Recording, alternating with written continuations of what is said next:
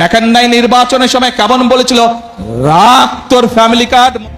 প্রিয় ভাই বোনেরা, এদের সম্পর্কে সতর্ক থাকতে হবে।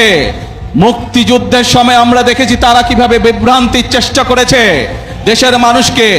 86 সালে নির্বাচনে আমরা দেখেছি তারা কিভাবে বিভ্রান্ত করার চেষ্টা করেছিল দেশের মানুষকে। 96 সালেও আমরা দেখেছি স্বৈরাচারের সাথে গিয়ে তারা কিভাবে দেশের মানুষকে বিভ্রান্ত করেছিল। 2008 সালেও আমরা দেখেছি সেই ওয়াল ইলেভেনের সাথে যোগ দিয়ে তারা কিভাবে বিভ্রান্ত করেছিল দেশের মানুষকে।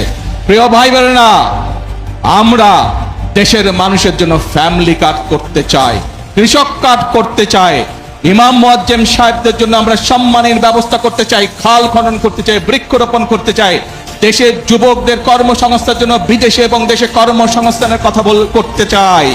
এইসব ব্যাপারে কোনো কাজ করে না। দেখেন নাই নির্বাচনের সময় কেমন বলেছিল, রাখ তোর ফ্যামিলি কার্ড, মনে আছে?